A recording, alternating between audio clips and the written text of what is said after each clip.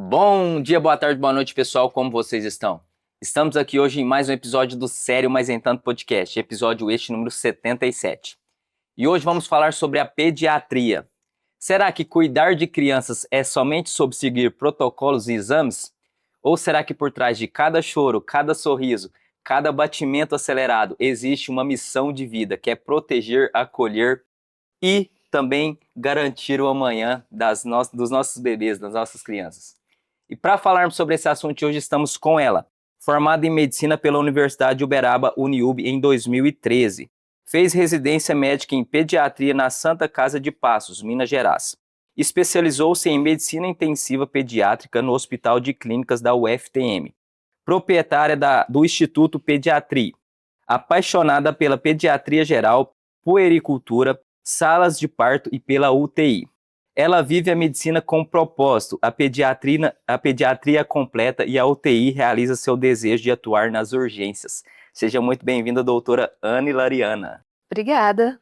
Prazer imenso estar aqui com vocês nesse podcast hoje, conversando um pouquinho sobre esse tema que eu sou apaixonada, que é a pediatria. Doutora, agora eu sempre peço aos meus convidados, eu falo, eu faço essa breve apresentação inicial e logo em seguida eu peço para o meu convidado se apresentar aqui para a gente, que costuma ser uma apresentação um pouco mais completa ali. Então se apresente para a gente quem é a doutora Anne e conta também um pouco da sua trajetória pessoal, profissional, até sentar aqui hoje na cadeira do Sério Mas Nem Tanto. Certo. Bom, na verdade, assim, aí fez um resumo bem completo da minha vida na pediatria, né? Eu me formei na Universidade de Uberaba. Antes disso, eu venho de uma família muito simples, né? Meu pai, ele é autônomo, minha mãe é professora do estado, então a medicina para mim era um sonho distante, né? E graças às oportunidades que a vida foi me dando, né, as pessoas que foram aparecendo no meu caminho, eu pude fazer pela Universidade de Uberaba a faculdade de medicina com bolsa, né? Fiz com bolsa integral e comecei a me conhecer um pouco mais como médica. A realidade é que eu nem sempre quis ser pediatra, né. Meu desejo na medicina era salvar vidas, era cuidar de pessoas, era poder fazer a diferença. E quando a gente vive a faculdade, a gente não convive tão de perto com essa realidade na pediatria. Então na pediatria a gente vê muito o lado preventivo, que é extremamente importante. Isso não enche os olhos de um médico que quer salvar vidas, né, que quer trabalhar na urgência. E com a minha convivência diária, então assim, eu me formei e não fui de imediato prestar residência. Eu me formei e fui trabalhar pela prefeitura de Uberaba numa unidade básica de saúde, que é aquele famoso médico de postinho, e trabalhava nas UPAs, né? Na UPA, trabalhava no pronto atendimento do antigo Hospital São Domingos, hoje Hospital Unimed.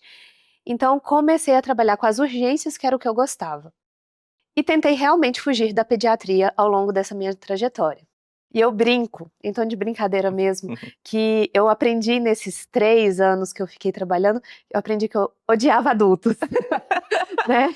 Nesses 3 anos eu falei assim: "Não, eu odeio adultos, meu negócio é criança mesmo", porque é mais autêntico e tudo, a gente passa por muita coisa ali no pronto atendimento, né. Eu estava extremamente satisfeita em salvar vidas e tudo, mas aquele outro lado de você sempre pega pessoas que estão ali, ai, só quer o atestado para faltar ao serviço, ou aquelas coisas mais supérfluas, você virava e falava assim: "Não, é mais fácil eu lidar com a criança, porque aquelas idas mais supérfluas têm um fundamento, Sim. porque é sempre uma febre, uma doença, alguma coisa, e você também pode atuar salvando vidas de crianças". Então eu falei: "Não, eu nasci para ser pediatra, vou fazer minha pediatria", e fui fazer a minha residência. E lá na Santa Casa de Passos, é um hospitalzinho, Passos é uma cidade pequenininha, né, super aconchegante.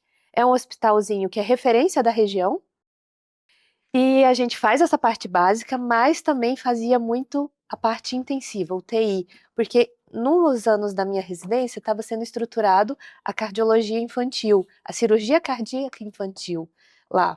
Então a gente convivia muito na UTI, e foi quando eu conheci realmente uma UTI infantil e consegui me apaixonar por aquela realidade, né. Então eu falei assim: vou ser pediatra, porque eu amo a pediatria, a puericultura, o cuidado, o ensinar os pais a ter crianças saudáveis, mas vou fazer a UTI, que é onde eu vou realizar o sonho que eu sempre tive de salvar vidas. Sim. E fiquei extremamente realizada, né? Saí de Passos, voltei para Uberaba. Uberaba se tornou a minha cidade desde a época da faculdade, conheci meu marido, então a gente acabou estruturando nossa residência aqui, ele é daqui, então a gente acabou voltando. E fiz a minha residência de UTI aqui, e a partir daí começa toda a minha trajetória em Uberaba com a pediatria, né? Entre consultório, UTI e tudo mais, que foi uma caminhada a partir do momento que eu retornei. E essa questão aqui que você tem no seu currículo, que é a puericultura, o que seria isso? Você consegue explicar para a gente? E penso que muitas pessoas devem ter dúvida também sobre esse termo, né? Quando a gente fala em puericultura, o que é a puericultura? A dúvida da maioria das pessoas é: o que esse termo quer dizer? Puericultura quer dizer o cuidado da criança, é exatamente esse cuidado preventivo. Dentro da pediatria, a gente tem fases da infância que tem uma rotina que é interessante a gente fazer o cuidado. Então, quando a gente fala de puericultura desde o recém-nascido, o bebezinho ele nasceu, a gente vai começar a acompanhar. A gente acompanha ali na primeira semana de vida, 15 dias de vida, e depois começa a fazer acompanhamento mensal. Qual que é esse objetivo? O objetivo do acompanhamento mensal é ver se aquela criança está crescendo bem, está engordando bem, está atingindo os seus marcos do desenvolvimento. Então essa é a base da puericultura, é o cuidado preventivo, é ver se a criança está se desenvolvendo dentro do esperado para a gente atuar antes daquilo virar um problema, né? Entendi. E a questão do seu instituto, da onde que surgiu a ideia? Quando surgiu o instituto? Como é que funciona hoje? O Instituto foi uma ideia bem bacana que a gente teve. Quando eu ainda era residente, na verdade eu acho que eu nem era residente aqui ainda, eu ainda morava em Passos e vinha em Uberaba visitar a família e acabava dando os meus plantões. Naquela época o Hospital Mário Palmério ainda tinha pronto-socorro infantil, então eu dava plantões lá no pronto-socorro infantil. E lá eu conheci amigas, que eu já conhecia, mas a gente se aproximou, e a gente foi conversando a respeito de sonhos de vida, o que a gente queria para nosso futuro profissional. E a partir disso, eu e a Tairine, que é a hematologista pediátrica que trabalha junto comigo, começamos a ver que os nossos sonhos estavam muito alinhados. E na época eu estava voltando para Uberaba, ia começar a minha residência de UTI e já queria começar a engatar um consultório. Então, eu e a Tairine, a gente sentou e falou assim: bora fazer isso junto? Vamos fazer um consultório? A gente está começando, dá pra gente dividir uma sala. Aí a gente tinha uma outra amiga, que é a Fernanda Dibi, que é uma endocrinologista pediátrica aqui da cidade, e falou assim: não, vamos juntar nós três, vamos montar uma salinha pra gente atender. Cooperativa, né? Vamos dividir gastos. E foi aí que começou. A gente bolou o nome, fomos lá, registramos a marca, mas no intuito mesmo de dividir despesas. Só que o sonho meu e da Tairine sempre foi maior do que simplesmente dividir despesas. E chegou uma fase, nossa, que graças a Deus, a demanda de atendimentos para mim e para ela aumentaram bastante, e a gente falou: não cabemos mais aqui. Então a gente precisa de um lugar maior, chegou a hora da gente fazer o instituto acontecer do jeito que a gente sempre quis.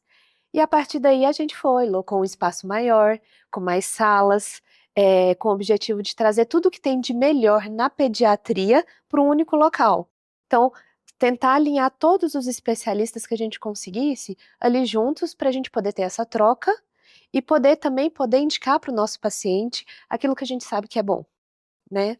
Então, o objetivo do Instituto Pediatria é realmente trazer um cuidado integral para a infância, um cuidado mais próximo e o melhor possível para as crianças que a gente tem em Uberaba e na região. Muito bom isso, muito bom saber que o cuidado das nossas crianças estão em mãos certas, em mãos com Obrigada. qualidade.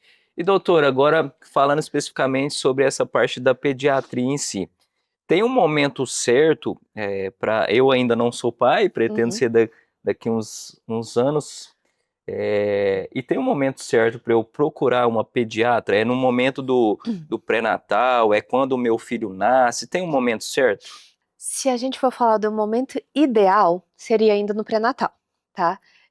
O ideal seria que aquela mulher que está gestante já se preparasse para quem vai cuidar do seu filho nos próximos momentos de vida. Então, procurar um pediatra que tivesse uma empatia, que dividisse ideias conforme o que você pensa, né? E que você possa conhecer e ver se tem a capacidade técnica adequada para poder estar cuidando dentro das suas expectativas do seu filho. Então a gente orienta os pais a procurarem o pediatra ali em torno de 33 semanas de gestação, para poder se conhecer e também para esse pediatra começar a conhecer histórico gestacional, histórico daquela família. Se esse pediatra for quem for fazer a sala de parto, já começar a alinhar condutas com a família, né, para poder acompanhar aquele bebê ali no parto. Então, 33 semanas seria o ideal a gente começar. E como que funciona esse acompanhamento no pré-natal? É você que já consegue identificar, por exemplo, questão do desenvolvimento da criança, mesmo no útero da paciente ali, da mãe. Como é que funciona esse acompanhamento do pré-natal, especificamente falando? Ó, se a gente for no ideal do que a gente estuda atualmente, a gente pode até antecipar antes das 33 semanas, porque o pediatra, ele teria a capacidade de acompanhar o segmento nutricional daquela mãe, pensando no futuro da criança. O bebezinho, ele se forma e a gente fala que existem os 1.100 dias do bebê. Então, a partir do momento que há a fecundação, aquele bebezinho ali, você já está determinando o futuro adulto que ele vai ser. Então tem toda uma programação metabólica que você consegue fazer. Então essa pediatra, ela consegue avaliar a questão nutricional, alinhar nutrientes daquela mãe, pensando no desenvolvimento daquele embrião e, e também conversar com a mãe em questão de hábitos de vida, coisas que poderiam, desde a gestação, influenciar na vida daquele bebê. É claro que hoje a gente tem obstetras maravilhosos que conseguem fazer esse alinhamento da parte nutricional, que existe uma grande diferença entre a gente olhar, nutricionalmente falando, os valores de referência que estão ali no exame e o que a gente sabe que são valores ideais que vão repercutir na vida daquele bebê. Então, fazer o básico hoje já não é mais suficiente. Hoje a gente precisa fazer um a mais. E esse a mais pode ser feito pelo obstetra, pelo nutricionista materno-infantil, que hoje a gente também tem excelentes nutricionistas, ou por um pediatra que está fazendo um acompanhamento nutricional daquela gestante. E a rotina acelerada dos pais está influenciando na saúde dos bebês? Nossa, bastante, viu?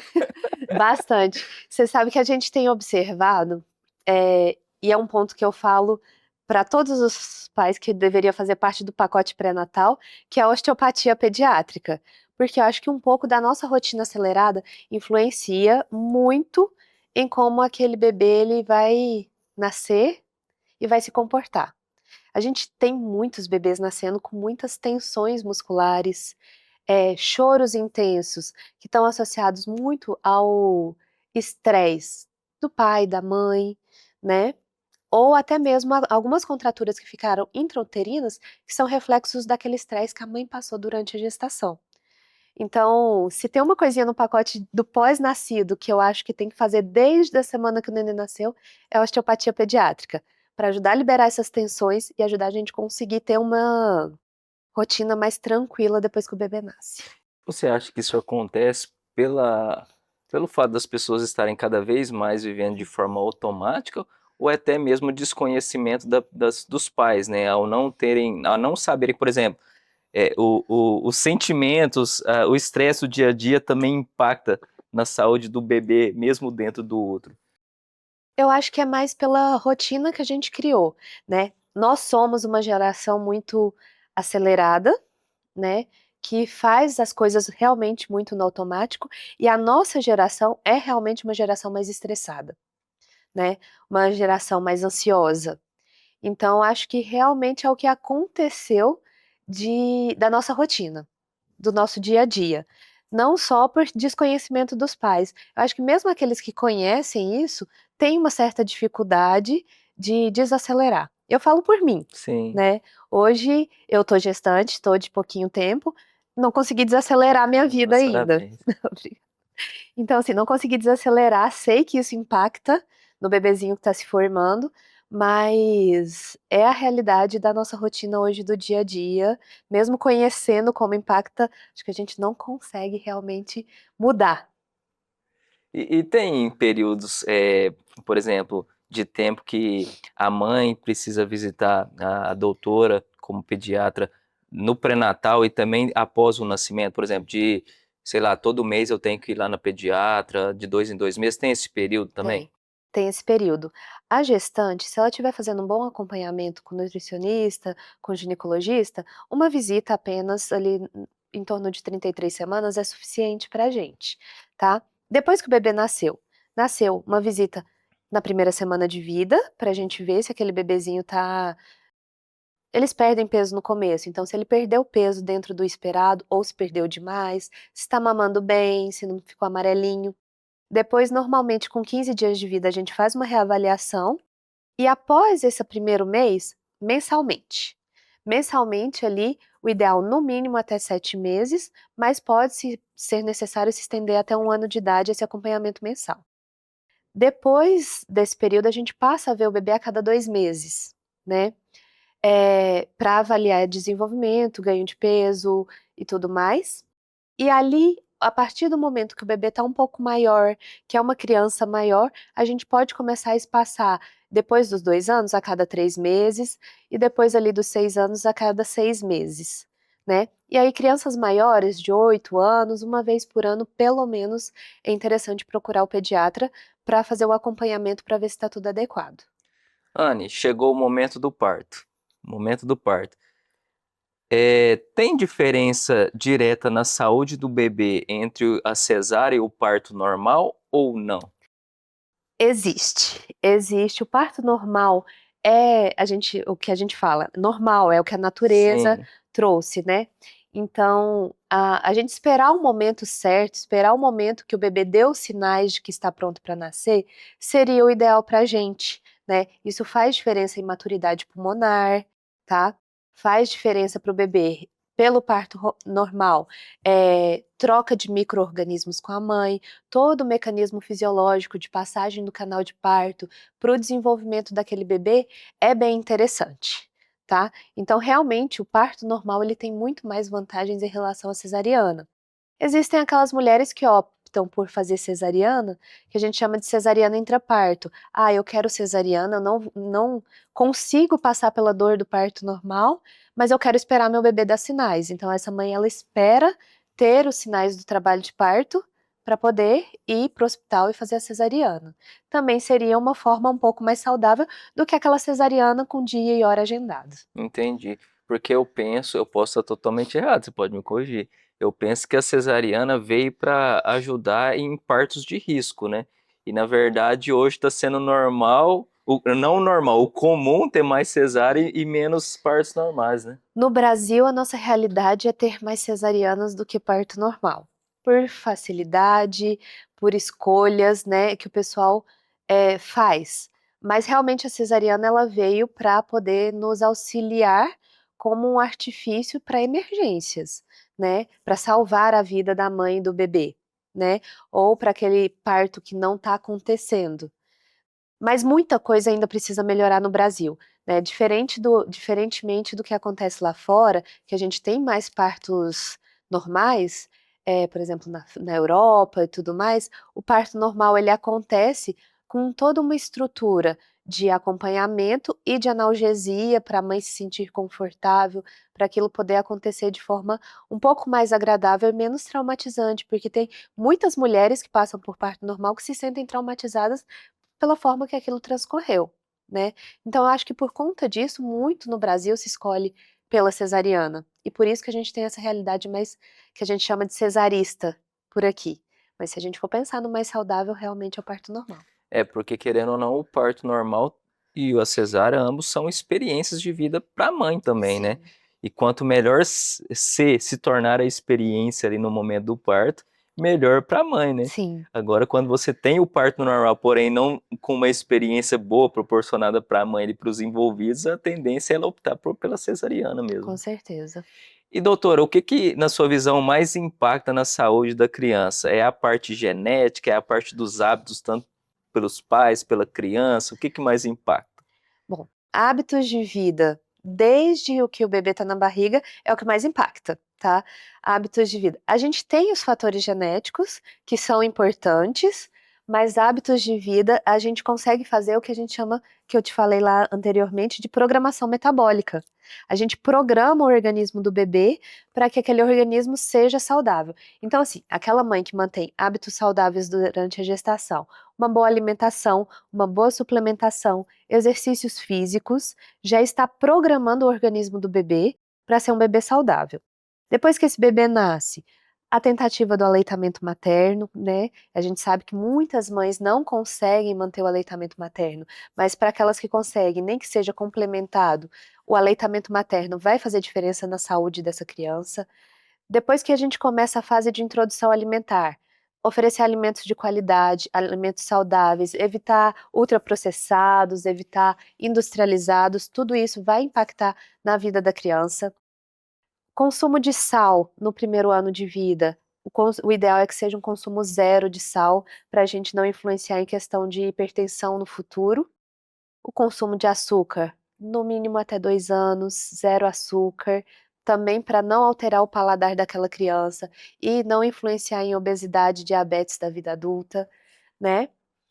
E sem contar as milhares de coisas que a gente tem aí, né? Então, os danones da vida, fandangos, salgadinhos e tudo mais que o pessoal gosta de dar para criança, isso aí a gente tem que evitar ao máximo e retardar o máximo possível na vida daquela criança para que a gente tenha uma criança saudável. Juntamente à alimentação, aí a gente vai ter contato com a natureza, né? Então, permitir que aquela criança se suje, brinque, role Come na terra. grama, come terra, né? Tudo isso vai ajudar. Um cartão vacinal completo, sempre em dia, tudo isso fala a favor de uma vida mais saudável para aquela criança. Eu tô vendo que a sua especialidade, a pediatria em si, é muito sobre a questão educacional mesmo, né, doutora? Porque penso que tem as mães, né, os pais envolvidos que provavelmente tem aquela virada de chave, ó, quando descobre que vão ser pais, né? Por exemplo, talvez aquela pessoa não tenha um hábito saudável, se tratando de alimentação, atividade física e tal. Quando descobre que vão ser pais, tem aquela virada de chave, né, Uhum. para mudar o foco pro bebê, né, e consequentemente mudar os hábitos ali. Mas penso que tem muitas pessoas que não têm essa virada de chave, né? Daí é onde que você tem que bater forte nessa parte educacional da coisa, né? Exatamente, e a gente percebe isso claramente ali no consultório. Eu consigo distinguir certinho aquelas famílias. As famílias que eu percebo que os hábitos não são tão adequados, às vezes eles são mais permissivos com a criança, e aqueles que seguem mais à risca as orientações, a diferença em questão de quantidade de doenças ao longo do ano, quadros virais ao longo do ano, as crianças que eu consigo manter sem antibiótico por mais tempo, né? A gente consegue ver isso claramente. Aqueles pais que conseguem seguir bonitinho essas orientações de vida saudável, na maioria das vezes são crianças que se mantêm sempre muito saudáveis. E aqueles que são mais permissivos são aquelas crianças que estão sempre gripadas, sempre com o nariz escorrendo, sempre com uma infecção, com alguma coisinha. Então é bem visível para a gente que está do lado de cá. E a introdução alimentar? A partir de quantos meses eu consigo mudar a alimentação do meu bebê ali? E outra coisa também, essa questão da amamentação. Eu não sei se eu estou muito enviesado, mas as mulheres, as mães estão perdendo essa essência de amamentação, até por ter produtos hoje no mercado que suprem essa questão das vitaminas do leite da mãe.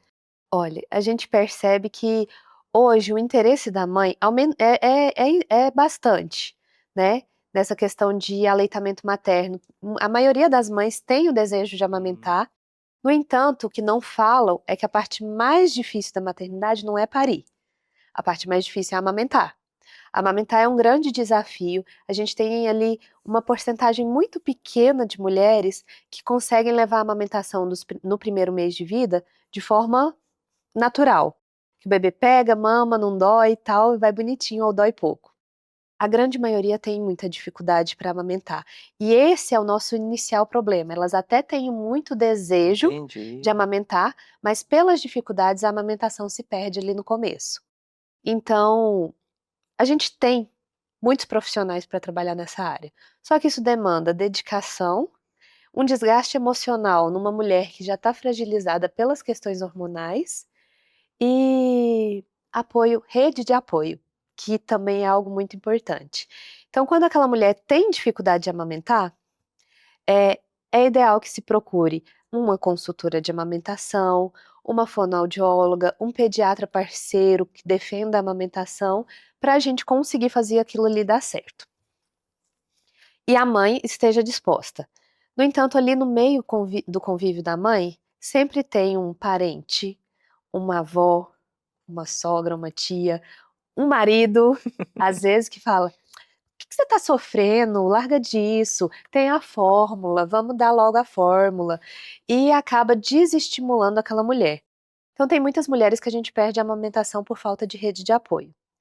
É claro que a gente tem a fórmula aí, é a mesma questão da cesariana, a fórmula está aí para nos ajudar, Sim. está aí para salvar vidas, né? A gente não vai deixar aquele bebê passar fome, mas a gente vai, ao mesmo tempo, tentar alinhar tudo para que aquela mulher consiga ter uma amamentação de qualidade, né? Isso pode demorar ali 1 mês ou até um pouquinho mais.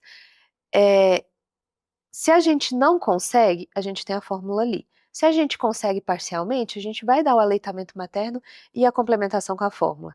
Mas a grande maioria que a gente consegue alinhar bem isso, a gente consegue ter sucesso na amamentação, né? Então eu acho que é questão de persistência e rede de apoio, Entendi. né? Mas interesse, as mulheres têm tido bastante interesse em amamentar, tá? Se perde aos poucos? Se perde. Aos poucos a gente vai perdendo aí a amamentação com a chegada do retorno ao trabalho, né? Porque aí essa mulher, ela precisa ou ordenhar o leite e deixar ali para oferecer para o bebê, ou complementar. E alguns bebês, à medida que tem esse aleitamento misto, começa a achar mais fácil a mamadeira e acaba se perdendo realmente de algumas mães. Mas a grande maioria que consegue manter o aleitamento materno, a gente consegue aí uma amamentação prolongada. É muito bom você falar que mais difícil que o parto é a amamentação. Olha só, nunca imaginaria isso. E eu acho que a maioria não imagina. E a questão da introdução alimentar mesmo, alimentos sólidos, a partir de que momento eu posso colocar no cardápio do meu bebê? Eu posso pegar já ali dos 6 meses, pegar uma carne e colocar pro nenê chupar ou não? Podemos, com certeza a gente pode, tá? A introdução alimentar, ela vai acontecer. A orientação é que aconteça com a criança no mínimo com 6 meses, tá? Então ela precisa ter idade, ela precisa ter 6 meses. Não é igual antigamente. Eu comecei a comer com 4, segundo a minha mãe, né? Então, assim, sou uma sobrevivente. A orientação é que se tenha 6 meses, por quê? A criança com 6 meses ela tem maturidade gastrointestinal, então o intestino está pronto para digerir outro alimento que não seja o leite. E com 6 meses ela tem maturidade neurológica. Para que maturidade neurológica? Para entender que ela tem que mastigar e engolir.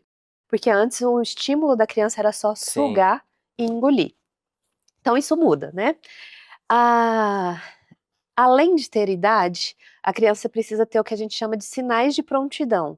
Então o pediatra vai ver ali na consulta se ela está pronta, se ela está tendo sinais motores de que ela pode comer. Então, se ela já consegue sentar com o mínimo apoio, então essa criança tem que ter uma boa sustentação de tronco. sim, Eu não vou dar comida para aquela criança que está toda encolhidinha ali. Eu preciso que essa criança tenha interesse pelo alimento. Então, é aquela criança que a família fala, coitada, tá passando fome, que ela fica tentando agarrar o que o pai tá comendo. Tenta agarrar o copo de água. Ela precisa ter diminuição do reflexo que a gente fala de protrusão de língua. Já não é mais aquela criança que fica com aquela língua para fora, a linguinha fica mais para dentro. Então ela faz mais movimentos em vez de sucção, quando ela traz um objeto na boca, ela mastiga com a língua para dentro. Então ela tem que ter esses sinais de prontidão e idade. Tendo tudo isso, ela está pronta para comer. E aí, a partir do momento que ela está pronta para comer, a gente pode tranquilamente oferecer pedaços sólidos para elas, desde que seja cortada de forma sim. correta, né? Alimentos macios, a maioria dessas crianças de 6 meses ainda não tem dentes, então algo que ela consiga esmagar com a sua gengiva para poder engolir. tá? E aí tem vários detalhezinhos da introdução alimentar que a gente vai observando. A criança ela faz um reflexo que a gente chama de reflexo de gag, que é o reflexozinho que parece que ela está engasgando, mas na verdade ela só está pondo um pedaço grande de volta para fora, né? Que é diferente do engasgo. Raras crianças que estão prontas efetivamente vão engasgar nessa fase de introdução alimentar. E a gente vai perceber qual método que a criança gosta mais. Porque não adianta eu querer dar para minha criança de pedaço e ela não querer, Sim, né? Às vezes ela vai se interessar pelo pedaço para mexer, mas ela gosta que você ofereça amassado na boquinha dela. Então a gente vai observar a criança para ver o método que ela vai preferir. E quando a gente fala de introdução alimentar, a gente também não está falando de comer efetivamente. Até 1 ano de idade, o principal alimento da criança é o leite. Então a gente quer que ela conheça o alimento. Ela vai ter contato com o alimento. Então ela vai pegar, ela vai amassar, ela vai cheirar, ela vai passar no rosto e comer é uma consequência, tá? Então, meu filho, eu comecei a introdução alimentar, mas ele não põe nada na boca. Calma. O comer é uma experiência sensorial. Às vezes ele não está comendo, e aí alguns pais até desistem, falam, eu desisto de dar comida para essa criança, não vou ficar preparando não, porque ela não come nada. É um processo. A criança só mamava, ela não entende o que que é aquilo que está sim. na frente dela. Então a gente vai dando um tempo. Normalmente essas crianças ruins para comer, elas vão comer efetivamente ali em torno de 8, 9 meses, né? Então, se os pais têm paciência, a gente consegue chegar lá. Tem pais que acabam perdendo uma paciência, começam a ficar um pouco enviesados. Aí o que que acontece? A gente vai para o caminho, acaba indo para um caminho de uma seletividade alimentar. Por isso a gente tem que ter muito cuidado e estar muito bem orientado nessa fase. É uma fase muito de descoberta, né, doutora? Então, assim, é o processo, né? Tem que passar pelo processo, não tem jeito. E esses primeiros alimentos da vida do bebê também influencia de forma direta nas intolerâncias, nas alergias do neném ou não? Nesse contato, não influencia, mas a gente usa esse período para reconhecer alergias. Então, a gente tem entre os 6 e os 9 meses de idade, a gente tem o que a gente chama de janela imunológica, que é a fase que o bebezinho está mais. eh, Como que eu vou te explicar de uma forma tranquila? É a fase em que o bebê ele vai fazer, se ele tiver alergia, a reação, mas vai ser uma reação mais tranquila. Então, a gente vai poder perceber e atuar. Então eu falo para os pais que entre 6 meses e 9, a gente tem que oferecer o maior número possível de alimentos, principalmente esses de potencial de Sim. alergia, para a gente poder reconhecer e saber quando a gente vai ter que atuar naquela alimentação. A maioria das alergias alimentares iniciais, elas conseguem ser desensibilizadas ao longo da vida, né? Então, às vezes, a gente espera ali alguns meses, reapresenta para aquela criança e naquele momento ele já não vai apresentar. Existem crianças que têm reações alérgicas mais importantes, e na maioria das vezes essas crianças elas já têm histórico familiar. Então, o pai é alérgico, a mãe é alérgica, são crianças que vão reagir mais. E aí a gente já tem uma cautela um pouco maior, já anda em parceria com um alergista para poder orientar esse segmento. Doutor, e o sono, hein? As Não. crianças precisam realmente dormir mais, ter mais tempo de sono? Então, sono é o maior desafio tanto dos pais quanto dos pediatras, né. Eu inclusive tinha não, eu comprei um curso para orientação de sono das famílias, porque é uma dificuldade que eu enquanto pediatra tenho também para orientar, porque sono é muito individual. E a gente saber conduzir sono é algo muito difícil e muito individual também. Então você precisa entender bem aquela fisiologia do sono para poder ajudar as famílias a conduzirem. O bebê ele tem muita necessidade de dormir. É um cérebro que está em intenso desenvolvimento. Uhum. Então eu preciso que aquele bebê durma bastante. Quanto menor o bebê, mais tempo de sono ele tem que ter, tá? Só que a gente tem muitos pais que têm dificuldade de fazer aquele bebê dormir, manter o sono, né? Alguns bebês que realmente são altamente demandantes e não querem dormir. Então, eu falo que sono é o principal desafio. Sono é muito difícil. Eu estou estudando, estou começando a estudar sono para poder orientar as famílias, porque realmente é uma dificuldade que eu tenho enquanto pediatra, orientar sono. É bem complicado mesmo. É meio que, pelo menos nos primeiros anos ali, penso que não é que o bebê tem que se adequar à rotina dos pais, é os pais que tem que se adequar na rotina de sono do bebê ali, né? Querendo ou não, né? Mais ou menos isso, porque na verdade o bebê ele tem toda uma demanda, mas existem algumas técnicas para a gente poder organizar o sono daquele bebê. Se a gente deixa muito solto, existem bebês que realmente não vão conseguir manter o sono dele direitinho. Então, às vezes, a gente precisa realmente montar aquela rotina, Sim, porque o bebê responde muito bem à rotina, para que aquilo não se torne um problema futuro.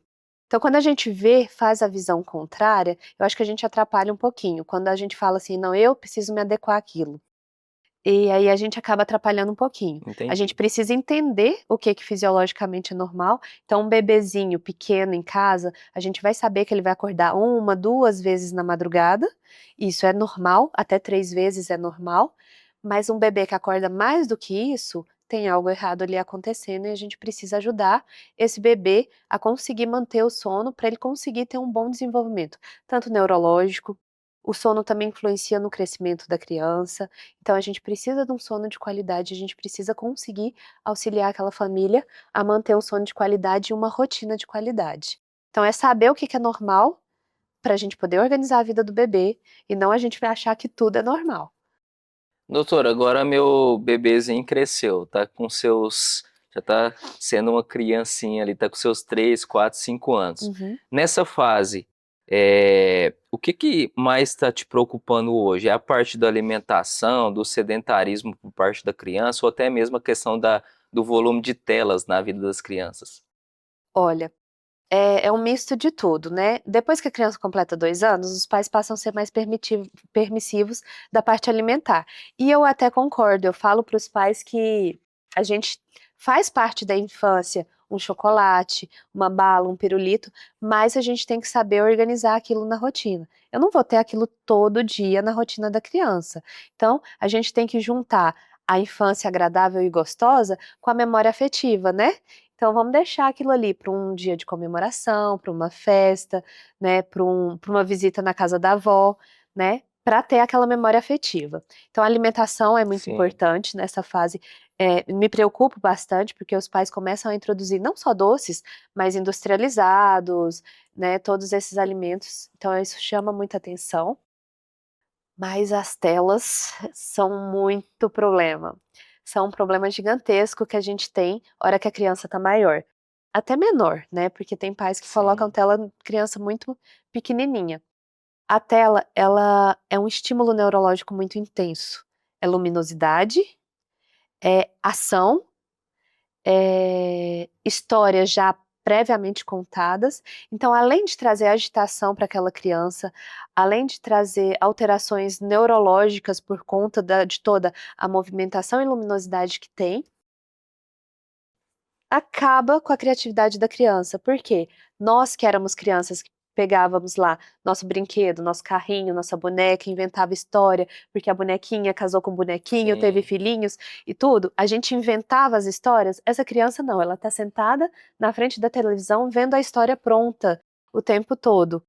E normalmente os pais acabam permitindo que aquela criança fique um tempo excessivo de tela. Isso deixa uma criança mais irritada, com dificuldade de sono, eh, é uma criança que não respeita limites, que acaba respondendo mais os pais. Então a gente consegue ver claramente mudança de comportamento naquela criança que fica muito na tela, tá. Então a tela realmente ela é usada como artifício, porque acaba sendo uma babá tranquila. "Ai, hoje eu preciso de ajuda", eu ponho a televisão ali, só que acaba que aquela criança passa 2, 3, 4 Sim. horas assistindo a televisão, que vai ser mais prejudicial para ela do que se ela tivesse, por exemplo, ali no parquinho brincando, né. Então telas a gente precisa tentar diminuir. E para crianças maiores, na casa dos 7, 10 anos, a gente tem um problema ainda maior que são os jogos eletrônicos, tá. Então, eles jogam quando a gente era criança, tinha os joguinhos de videogame que a gente jogava ali, mas hoje a gente tem jogos online que não jogam só crianças, né, jogam adultos, e aí a gente tem uma infinidade de problemas, né, desde contato com pedófilos, mas também contato com adultos mais agressivos, que falam palavrões, que xingam, então isso altera o comportamento dos nossos adolescentes. Então a gente precisa ter um cuidado maior também com os jogos eletrônicos. É porque, assim, né, são N fatores, mas os principais que, ao meu ver, é o estímulo, né, que é não somente a criança, todos nós sofremos os estímulos ali Uhum, da tela, né, e a qualidade em si do conteúdo que a criança também está assistindo, né, que sim, impacta diretamente. Porque nessa fase da nossa vida ali, é a fase que o nosso cérebro está se desenvolvendo e a gente é uma esponja sim, total, né? total. Então, tudo que a gente chega até a gente ali nessa fase, a gente absorve e depois repele para os nossos pais, para os professores, para as pessoas que estão sobre o nosso convívio ali. Então, assim, é muito importante assim, ter os pais ter esse direcionamento, não usar os eletrônicos como uma babá, né? Uhum, E estimular mais o cérebro das crianças com jogos, criatividade, né? Porque, e assim, eu penso que essas gerações de 2010, 2009, 2010 para cá, que são gerações que já não conviveu com antes do digital, né, como uhum. a gente, né, a gente já está pegando, você até pode me direcionar melhor essa informação, mas creio que já está sofrendo as consequências disso e vai sofrer ainda mais a curto e médio e longo prazo ali na frente, né? Com certeza. Se a gente vê que hoje a nossa geração já é uma geração muito ansiosa, essa geração mais recente, a gente percebe que é uma geração que realmente se vitimiza mais, né? É uma geração que tá mais sensível e que a gente percebe com tem tanta dificuldade de se colocar no mercado, né. Então, já está influenciando no adulto que eles são. Hoje a gente tem quem nasceu ali por volta de 2010, hoje já tem na casa dos seus 15 anos, né, que eles já estão na fase de pré-adolescente, de começar a escolher a sua futura profissão, e vemos muitos adolescentes nessa faixa etária que já não sabem o que querem fazer, ou que querem coisas fáceis, porque não tiveram alguma criatividade, algumas dificuldades que a gente teve. Uma criança hoje de 15 anos não sabe jogar um joguinho de tabuleiro, né. Então, a gente jogava War, jogava um monte de joguinhos, Banco Imobiliário, né, que querendo ou não, é uma preparação para um adulto. Quando a gente joga um Banco Imobiliário, a gente está ali aprendendo a administrar, né. Então, são crianças que não têm essa criatividade, que ficaram ali muito presas, né, e muito presas no digital. É a nossa realidade hoje o digital? É a nossa realidade, só que nós não vamos ter, empregos só digitais, né. Sim. Os empregos tradicionais vão estar ali, vão estar chamando pela gente. É a brincadeira que o pessoal fala: "Como que vai ser o pedreiro Noah no futuro?", né. Vai ser complicado. Aí você abre um leque para mim e ensinou a pergunta. Quais são os principais nomes que temos? É, hoje a gente tem alguns nomes que são comuns.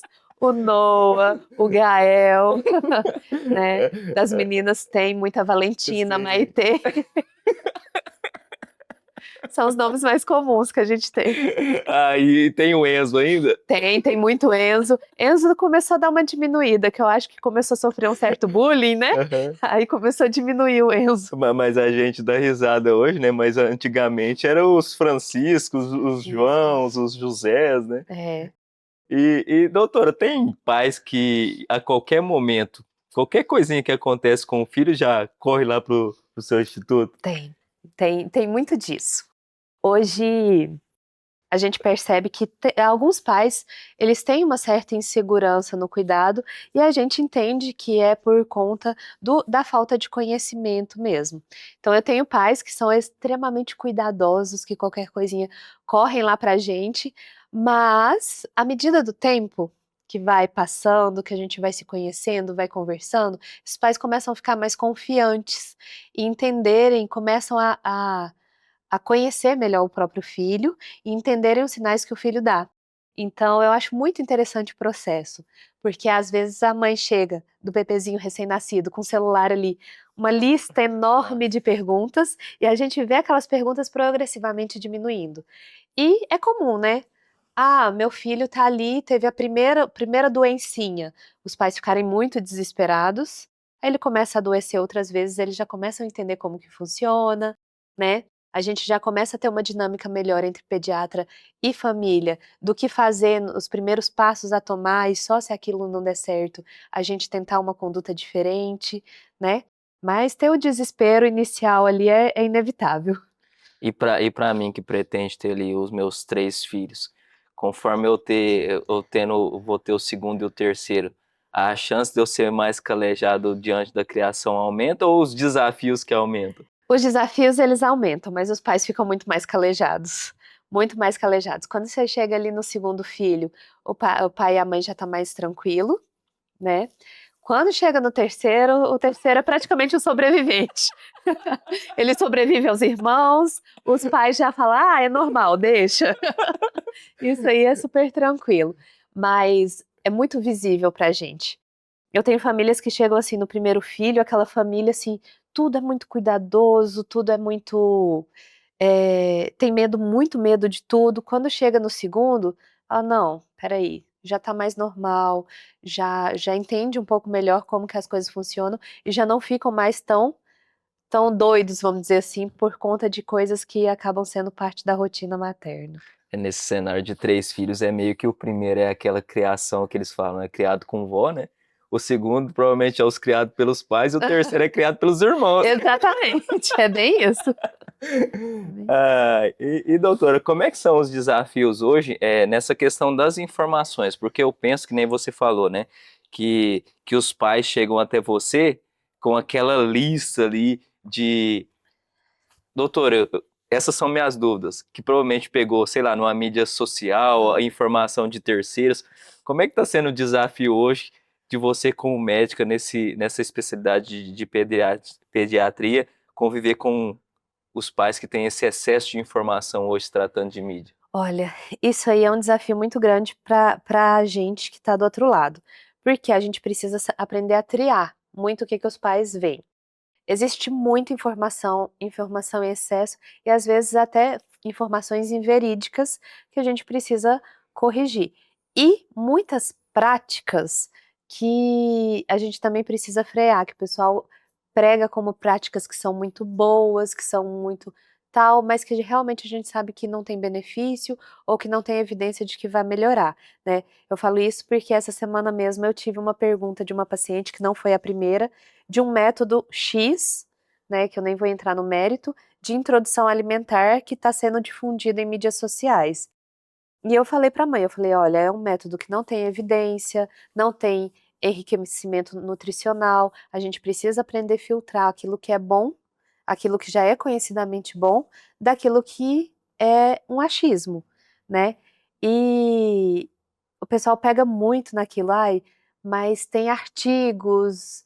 Hoje tem artigo, igual eu brinquei no meu Instagram, sobre tal coisa causa dor no dedão do pé. Se você procurar, você acha artigo sobre qualquer coisa. Você precisa saber triar artigos de qualidade.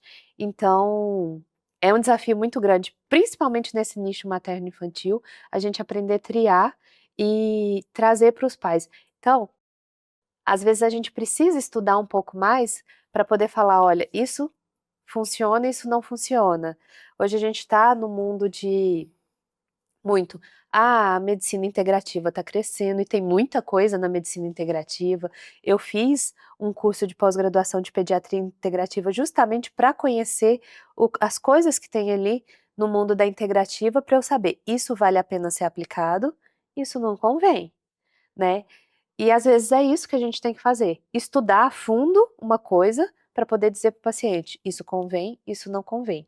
Então, para uma pediatra intensivista, né, baseada em tantas evidências científicas que vê a realidade, fazer uma medicina integrativa é realmente porque eu precisava conhecer para trazer para o meu paciente o que tinha de melhor e aquilo que vale a pena. Porque se você procurar no mídia social, o que mais tem é informação de tudo quanto é tipo. E doutora, falando agora sobre essa questão das tecnologias nessa especialidade. As tecnologias hoje vêm ajudando você como profissional até para localizar determinadas situações para melhorar a saúde ali na ponta dos bebês?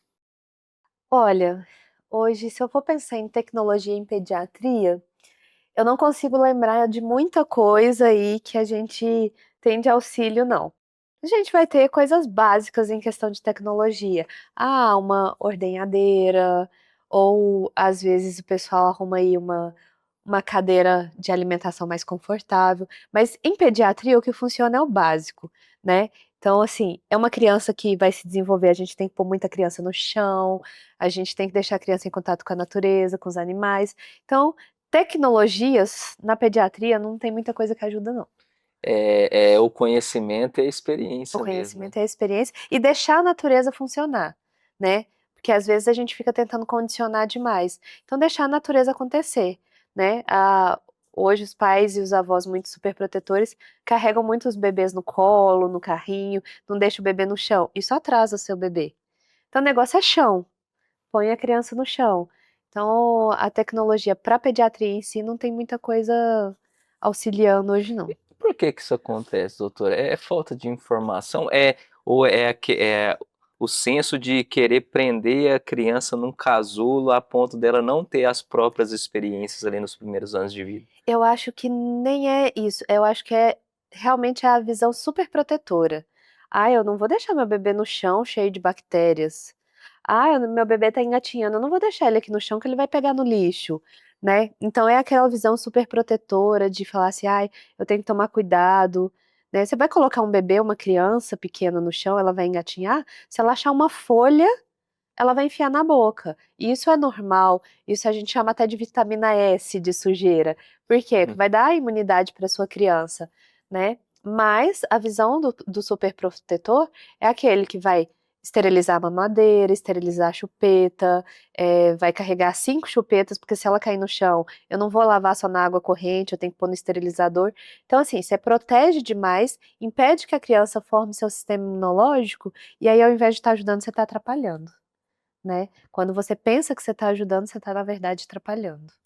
E doutora, como é que é esse contraste que você teve como experiência? Porque eu vejo que são coisas totalmente diferentes. A pediatria, por exemplo, no seu instituto, eu acho que talvez seja mais voltado para prevenção. Agora, quando você vai para dentro de uma UTI, Uhum. é mais com um teor curativo de fato, né? Sim. Como é que é esse contraste? Conta um pouco também como foi foi ou é ainda essa sua experiência na UTI? Eu falo que é o meu ponto de equilíbrio, né. Então ali na UTI eu vivo intensamente a urgência o tempo todo. E realmente é algo que me enche os olhos, né, graças a Deus existem profissionais que gostam disso, né. Eu brinco assim, é estranho uma pessoa falar que gosta de se deparar com uma criança grave, não que eu deseje que a criança esteja grave, mas eu gosto de estar ali e poder fazer alguma coisa para ela Sim. poder melhorar, né. Então é algo que me traz muita satisfação de atuar e ver aquela criança melhorando. Então estar na UTI me faz feliz enquanto profissional, né. Eu não me imagino fora da UTI, né, minha mãe me pergunta todos os dias: "Nossa, seu consultório tá indo bem, por que que você não larga os plantões?" Porque eu não consigo, porque é algo que eu amo fazer. Eu amo estar ali para auxiliar aquelas crianças. Amo os procedimentos que a gente tem dentro da UTI, né.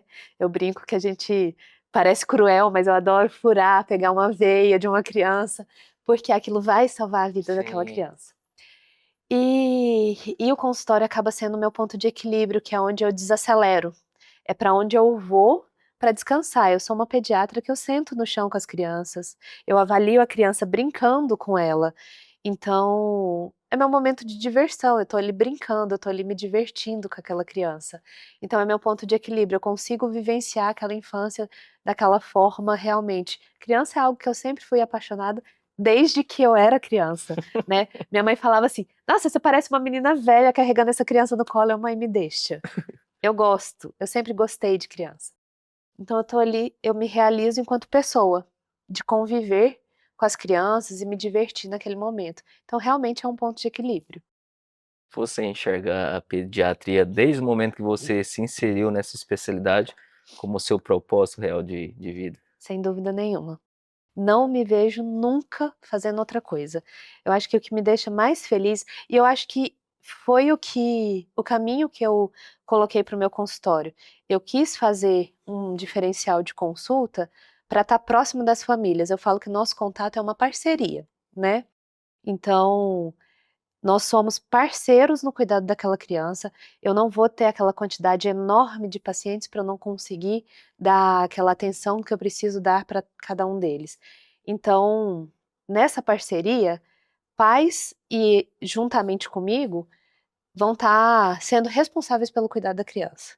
Eu fico muito bravo quando o pai fala assim pra mim: "Ah, porque a gente foi direto no pronto-socorro", né. Eu acho que a gente tem que tentar resolver entre a gente, pra depois a gente é o caso mais urgente, a gente vai para o pronto-socorro. Claro, o pronto-socorro tá ali pra nos auxiliar, mas o que a gente conseguir juntos resolver, é melhor pra aquela criança. Porque no pronto-socorro você vai pegar um profissional que não conhece seu filho, um profissional que às vezes não sabe particularidades daquela criança, né. Então é bem complicado se a gente não tem essa parceria, né. Então é meu propósito de vida total, é o que eu mais amo fazer, e não me vejo realmente fazendo mais nada na minha vida. E você está envolta diretamente com essa especialidade desde 2016, 2017, mais ou menos? Eu acho que, se eu não me engano, de 2017 foi quando que eu entrei pra residência, né. Mas desde que eu formei, que eu comecei a trabalhar em unidade básica de saúde, eu já atendia crianças, né, lá a gente atende de tudo. Eu falo que o meu dia preferido era o dia que eu separava pra pediatria e para o pré-natal, que eu trabalhava com as gestantes. Eram os dias que eu mais gostava lá da unidade. E o seu bebê hoje é o seu primeiro filho? É meu primeiro. Aí de 2017 pra cá, cuidando de crianças ali, de outras pessoas.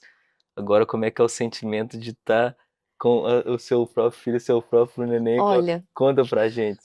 a sensação é maravilhosa, né, porque é a realização de um sonho. Aham.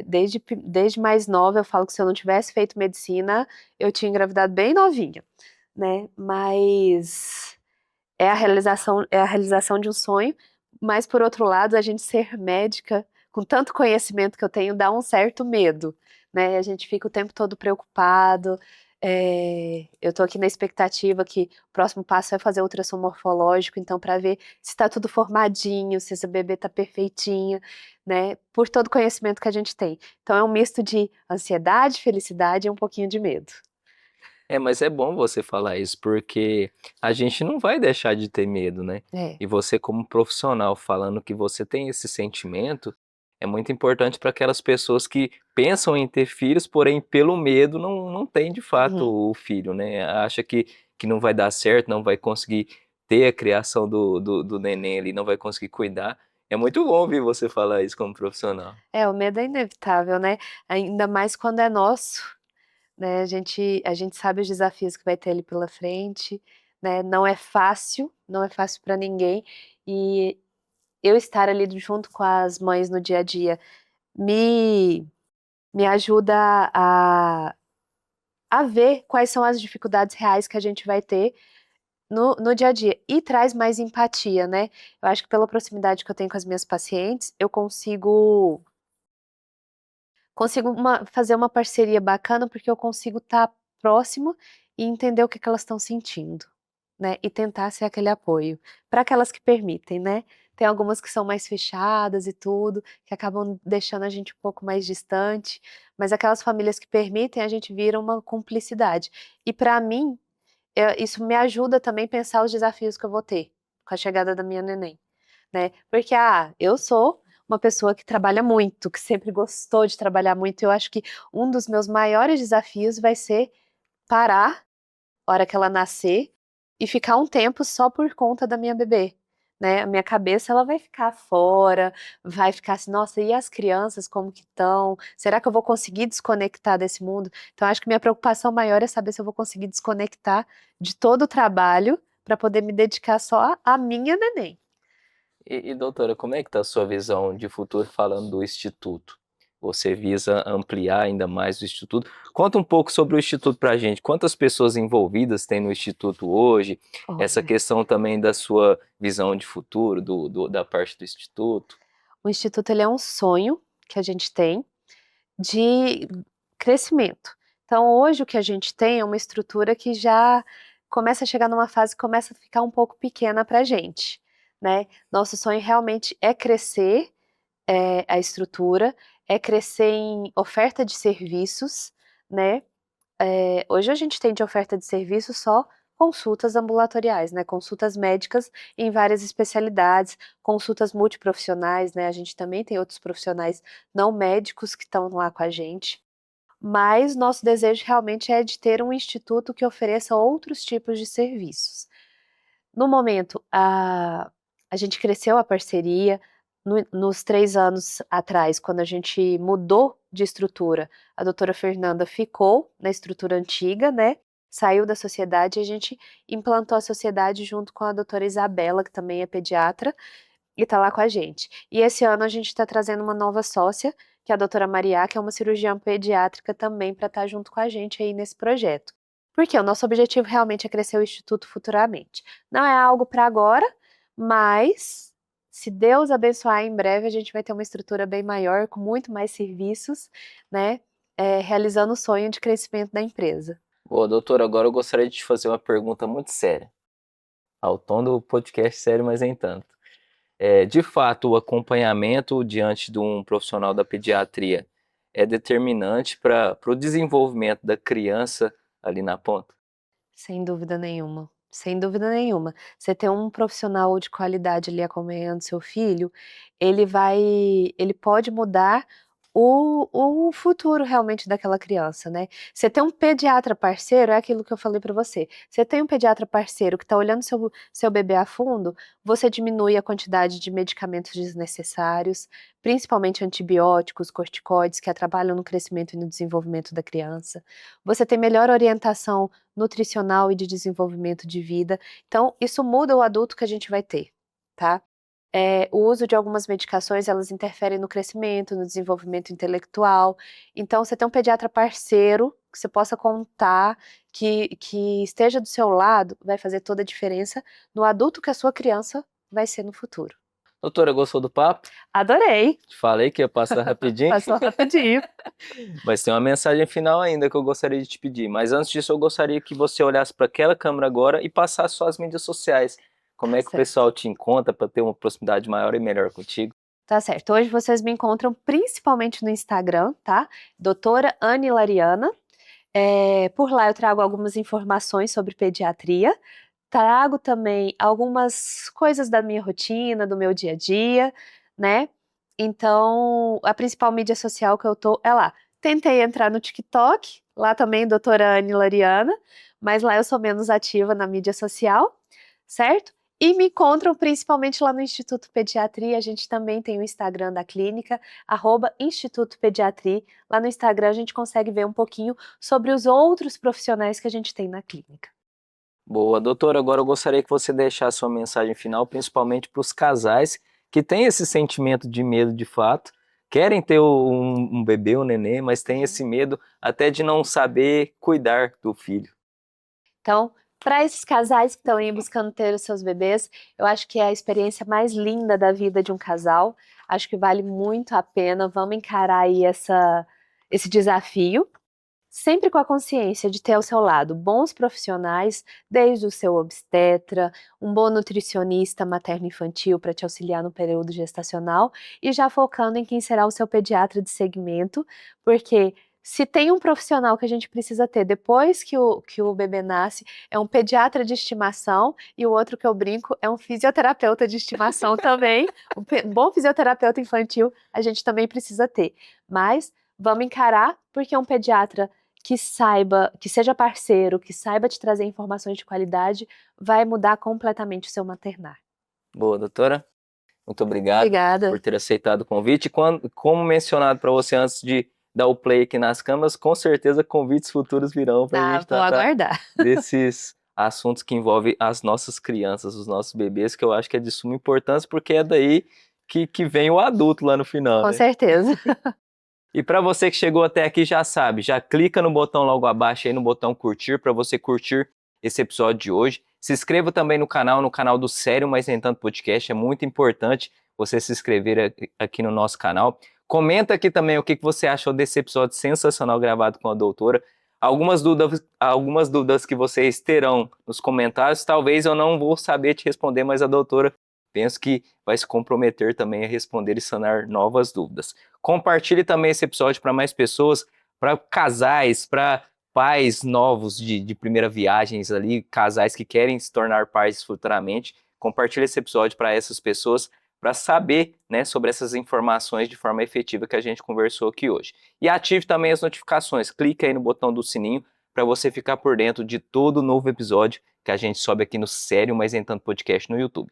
Então eu te vejo até o próximo episódio, fique com Deus e tchau, tchau.